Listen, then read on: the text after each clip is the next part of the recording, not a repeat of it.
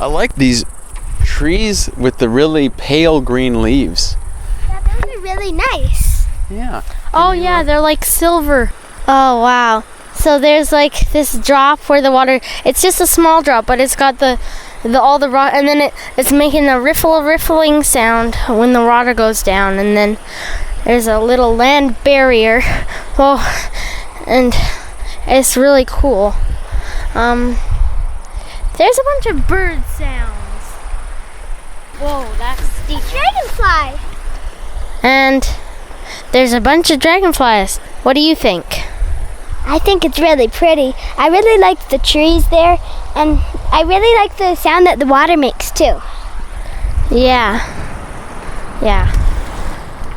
I'm Minister Faust, and those little sweeties are my daughters, Big Girl and Young Girl. Don't call her Little Girl. And they came out with their old pop to experience one of Edmonton's most remarkable and least known treasures. So, this is called the McTaggart Sanctuary. What do you think a sanctuary is? A sanctuary is a protecting place, or a place where people or things are protected. What do you think is protected here? Well, look Maybe around. bees. The wildlife. Yeah. And this says it's a larch sanctuary, and larches are a type of tree. So let's go in our walk. Okay, you guys choose. There's a couple of nice. There's several paths here. Which path do you want to take? Okay, let's you guys lead on. So what is the McTaggart Sanctuary? Well, it's one of the many magnificent green zones under the stewardship of the decade-old Edmonton and Area Land Trust.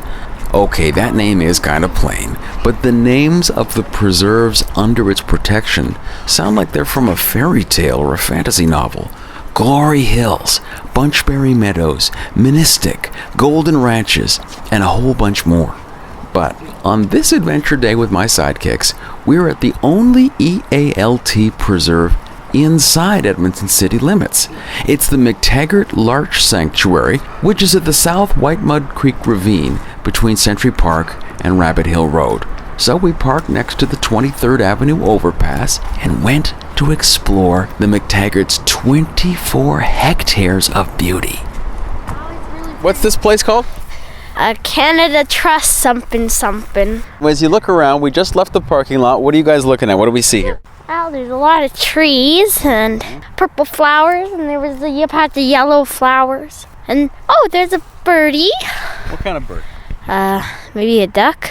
Yeah, just over there. What are we looking at? A blue metal rustic bridge. Yeah, I think it's very. What's neat is when if you don't look at the road on the way in here, you'd think that we were way out in the country. Yeah. There's a lot of mosquitoes, and Dad forgot to bring the repellent. I wanted to find out more about how the Edmonton and Area Land Trust came to be, so I went to speak with Pamela White. She's the executive director of the EALT. We met at a place that doesn't sound at all like a serene nature preserve. Instead, it was a busy West End coffee shop. There was a clear decrease in natural areas. There's a 16% per year from the early 90s were being lost. So the city was concerned, environmental groups were concerned, and so they did some inquiries of the public to say, maybe we should look at a land trust. They then had a natural areas committee, and they recommended a land trust, and the public in focus groups and interviews and input said, we really would like to see an independent group. We don't like things that change every Election. Yes. The city is a founding member. There are 3 environmental groups, but it's as wide as the Edmonton Community Foundation, which is philanthropic, and then there's the Urban Development Institute, which is developers. So imagine that variety of groups who all agree we need to keep our natural areas. They increase quality of life. Citizens enjoy being there, but they have a lot of services. So the need was clear. The mechanism was decided to start this charity, which becomes qualified with Environment Canada, so that donors of land, and we have numerous, can get special benefits if they donate their land, and which works diligently to educate and secure. So that's how it started. Okay, let's go back to exploring the larch sanctuary. It's a birdhouse. We also found a orange dead beetle, and it was really big and fat, and it's really cool. I am really impressed. Like, these are really, I don't know. They look like Scare me. I took evidence and investigation in science, and it looks like, well, it's a hoof, obviously. Yeah, how many parts Creepy. how many parts of that hoof? 2. Yeah, so That's what with- kind of animal could that be? A deer. Aren't moose tracks bigger than that? Maybe. I think it's a deer. Scares me. Something small. And since they're indented so deep, I'd say that it was probably muddy that day. So Or maybe it was they're really heavy. It was a few days. Yeah, really heavy. Maybe both. But I'd say because it seems like pretty hard dirt, so it must have been a rainy That's a good day. point. So you're like becoming a tracker, learning how to read the signs that the animals leave. Well, if you have to learn it in science, you might as well use it. That's a good point. So when you think of all the animals that would come here, how delicious do you think they would be? Depends which one. Which ones do you think would be the most delicious? They have to be really fatty. Well, it's true that the fat is what gives a lot of the flavor to the meat. What is that? Well, let's read it on the side. What does it say? Protecting pollinators. This has been a bee hotel designed to provide solitary bees with a place to nest. Pollinators are declining worldwide for a number of reasons, including habitat loss, pesticide use, and climate change. By the way, just save the bees already. And over here, what do we learn? How many types of bees live in Alberta? 300 species. You know, I heard the other day that most bees in Alberta don't build hives. They only live in small groups, like families, I guess, which is a bit of a surprise to me. I didn't know that some bees, or most bees here, did not live in hives. Me neither. I thought all of them lived. Wait, how do you make honey if you don't have a place to store it? I don't know if all bees make honey. Why don't we find out later? Yeah, that's a good idea. Maybe some of them just collect pollen and then do stuff like make, socks and sweaters and stuff to sell at the farmer's market. Okay, sorry. I love city living. I love Edmonton. In fact, my family first came here in 1939, and 2 of my novels are set here. But no matter how much you love any city, a city makes you dirty. You can see it on the bottoms of your shoes, or if you run barefoot, on your feet. And the pollution doesn't stop at your skin. There's the smog that gets inside your body from all those cars, and of course our annual western forest fires. And it goes past your lungs and inside your skull with the never-ending noise of traffic and commerce, and the never-ending pressures of work, family, and global crises. So how can you escape it? How can you cleanse your body and your mind? The Japanese call it shinrin-yoku, or forest bathing. And nope, you don't need to take off your clothes or spray yourself with river water. You just need to wander in the green to lose yourself in order to find yourself. Now, right ahead here, this is very pretty because you can see all the roots are exposed for this tree. Although, it's not good for the tree.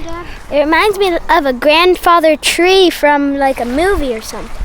Like a fantasy film. Is there water? There's more water. It sounds like a waterfall or something. Oh, wow. Oh, it's beautiful. So, girls, what are we seeing down here?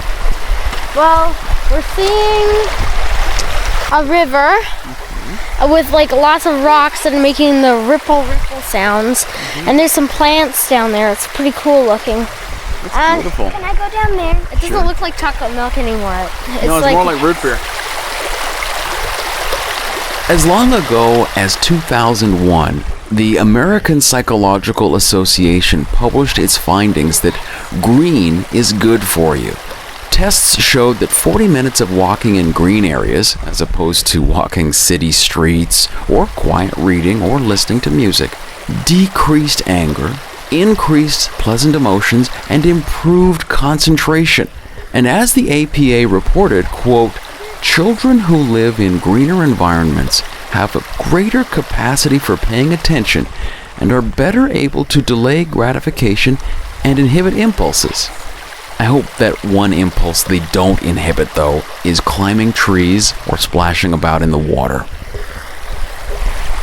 Right now we're looking at the base of one of the creeks, and I don't know, we're pretty deep. We must be around close to the level of the river itself. So we've come quite a distance down into the ravine, and it's really scenic. I've been close to this part, traveling on the road, but I've certainly never ever walked through here. What are we looking at? It's like a cliffside, and then it's got plants growing on it. And what's there? Like you can see the roots through the side of the of the really, really, really steep down thing. A dragonfly. There's lots of nice dragonflies here and butterflies too. I've seen a lot of bluey purple butterflies. So do you think that if you had friends coming to Edmonton, would this be a nice place to take them on a hike? Yeah, definitely. It's very pretty. I'm very proud of Edmonton for this. And nature, of course. Nature mostly. Yes. Yes, it would be a very nice place. By 2010, the Edmonton and Area Land Trust had acquired natural areas at Golden Ranches and Glory Hills, joined by Manistic in 2011 and Pipestone Creek in 2012. That year, a private sector partner planted more than 30,000 trees, and by 2013 added 250,000 tree seedlings. Since then, the EALT has completed many major projects to steward their lands, including making habitats safer for wildlife, adding nest boxes for cavity nesting species, and removing invasive plants.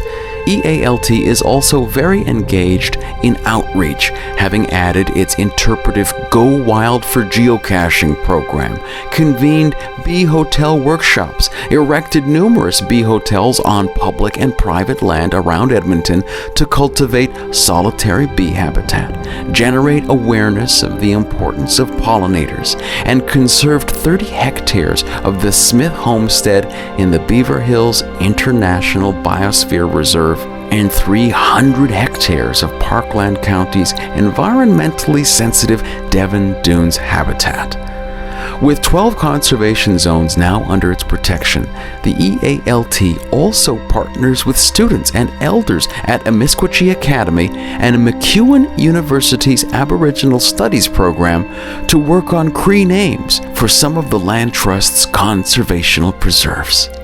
Well, of course, saving the world is our highest priority. But taking a note from the wisdom of Al Capone, organizing to save the world and offering incentives will get you farther than organizing to save the world alone. So I asked Pamela White why folks would donate land to the EALT.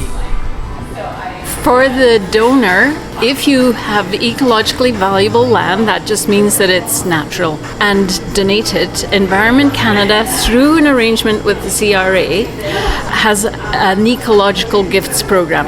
The Eco Gifts program, everybody calls it. So this program allows you to use 100% of the fair market value of that land against any capital gains you might have. It can be used over a 10-year period. It doesn't have to be used that tax year. As my daughters and I continued joyfully navigating the large sanctuary, I couldn't help but think of that small chorus of Edmontonians trying to colonize our magnificent wild spaces, whether inside the ravine we were exploring or inside the vast North Saskatchewan River Valley. These are the folks who want to put chain store coffee shops and bars where they can drink so they don't have to think. But doesn't the city already have plenty of coffee shops and bars? And once you fill our green spaces with places to rake in the green, nature disappears and it never comes back. So if more people could simply experience the wonder of the EALT's natural areas, they'd know they don't need booze or a Starbucks outlet to enjoy the glory of the green. They just need to breathe and listen and walk By preserving this eco-network for future generations, the EALT is maintaining walls of sentinel trees, a protective habitat for herds of proud deer and legions of hyper-productive bees, and a living heart of jade that science proves energizes and purifies our individual and collective bodies and minds. It makes me feel like I'm not in the city. It reminds me like if I'm like at a summer camp or something out in the country. And I just want to say, cool beans. Next time we'll bring lots of mosquito repellent. Won't we, Dad? Yes.